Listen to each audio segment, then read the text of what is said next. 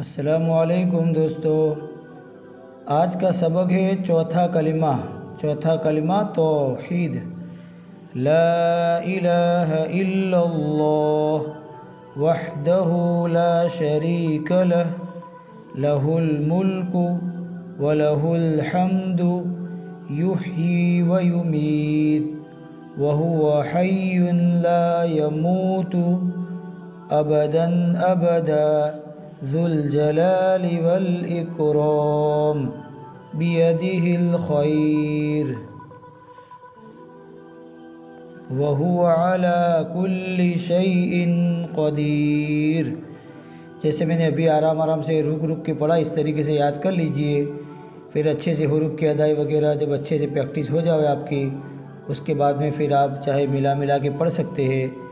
जैसे ला इलाहा इल्लल्लाहु वहदहु ला शरीक लह लहुल मुल्कु व लहुल हम्दु युह्यी व युमीत व हुवा हय्युन ला यमूतु अबदन अबदा ज़ुल जलालि वल इकराम बियदिहिल खैर व हुवा अला कुल्लि शैइन क़दीर।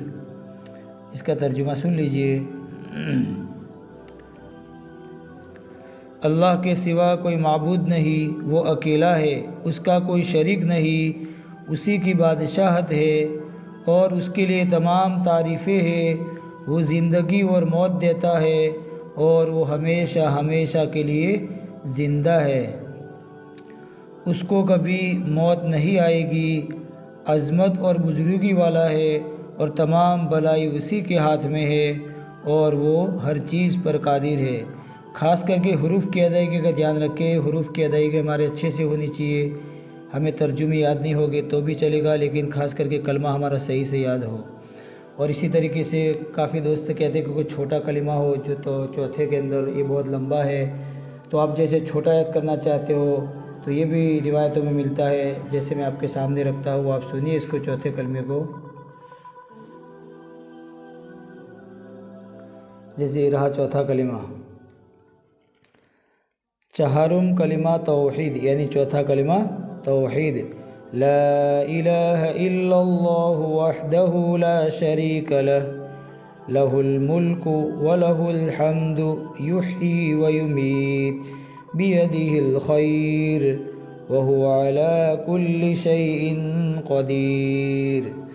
तो जैसे आपको सहूलत हो, जो पहले मैंने सुनाया वो ज़्यादातर अक्सर रिवायतों में मिलता है, अक्सर किताबों में ये भी है। तो जैसा आपको सहूलत रहे वैसा चौथा कलमा याद कर लीजिए। और ख़ास करके पढ़ने में गलतियों का इसका ध्यान रखें, हाँ, कि अच्छे से कलिमा की अदायगी, अच्छे से हुरूफ की अदायगी हो, अच्छे से कलिमा याद हो। अल्लाह पाक हमें अमल की तौफीक अता फरमाए। अस्सलामु अलैकुम व रहमतुल्लाहि व बरकातहू।